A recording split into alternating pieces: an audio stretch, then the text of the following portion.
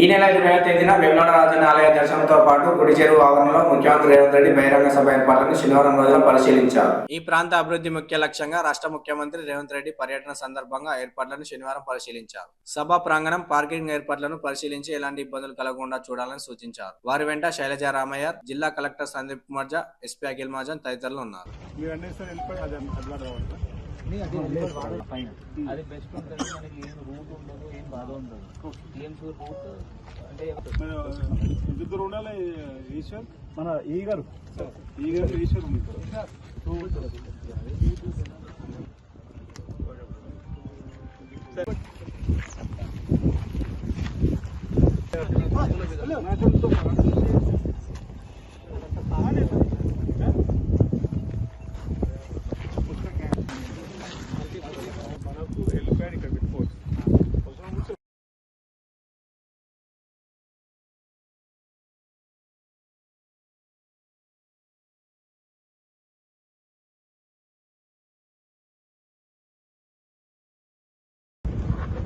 ఈ నెల 20వ తేదీ బుధవారం రోజున తెలంగాణ రాష్ట్ర గౌరవ ముఖ్యమంత్రి శ్రీ యనమల రేవంత్ రెడ్డి గారు వేములవాడ రాజన్న ఆలయ అభివృద్ధికి శ్రీకారం చుట్టడానికి ఇటీవల 2024-25 బడ్జెట్లో 50 కోట్లు పెట్టినటువంటి సందర్భంలో శృంగేరి పీఠం వారి అనుమతితోటి ఆలయ విస్తీర్ణ, ఆలయ జీర్ణోద్ధరణ, ఆలయ అభివృద్ధికి వచ్చేటువంటి రాజన్న భక్తులకు శీఘ్రంగా దర్శనం కల్పించాలనే లక్ష్యంతో మరి వారి చేతుల మీదుగా బ్రాహ్మణోత్తములు పెట్టినటువంటి ముహూర్తానికి శంకుస్థాపన చేసేటువంటి కార్యక్రమం జిల్లాకు సంబంధించిన ఉమ్మడి మంత్రులు పెద్దలు పొన్నం ప్రభాకర్ గారు, శ్రీధర్ బాబు గారు, సీఎంఓ ఆఫీస్ అనుమతితోటి గౌరవ కలెక్టర్ గారు, ఎస్పీ గారు ఆధ్వర్యంలో ఆ అంశాన్ని కూడా మళ్లీ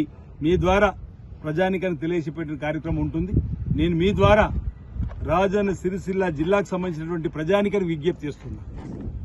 20వ తేదీ బుధవారం మధ్యాహ్నం 12 గంటల వరకు మీరందరూ కూడా సభాస్థలికి వచ్చి గౌరవ ముఖ్యమంత్రి రేవంత్ రెడ్డి గారి సభను విజయవంతం చేయవలసిందిగా, ఈ సభ ద్వారా రాబో రోజుల్లో ఈ జిల్లాకు సంబంధించిన వివిధ అభివృద్ధి కార్యక్రమాలు రూపకల్పనకు వేదికగా మార్చుకుందామని, ఈ సభ ద్వారా మన ప్రాంతంలో ఉన్న సమస్యలు ప్రధానంగా శ్రీపాద ప్రాజెక్టు సంబంధించి ఇప్పటికే మరిపల్లి ప్రాజెక్టు పనులు ప్రారంభమైనాయి, కల్గూడ సూరం ప్రాజెక్టు పనులు ప్రారంభమైనాయి, లచ్చపేట దగ్గర పనులు ప్రారంభం కాబోతున్నాయి, ప్యాకేజ్ 9 సంబంధించి మలక్పేట దగ్గర ఈరోజు అంటే అటు నేతన్నలు, ఇటు ఆధ్యాత్మికంగా రాజన్న భక్తులకు సంబంధించి, అటు రైతన్నలకు సంబంధించి, అదేవిధంగా వివిధ రంగాలకు సంబంధించిన వారి యొక్క అభివృద్ధికి సంబంధించినటువంటి వేదికగా ఈరోజు ఈ సభను మనం మలుచుకొని ఈ సభ ద్వారా మన ప్రాంతానికి రావాల్సినటువంటి నిధులను కూడా రాబట్టుకోవడానికి ఓ అవకాశంగా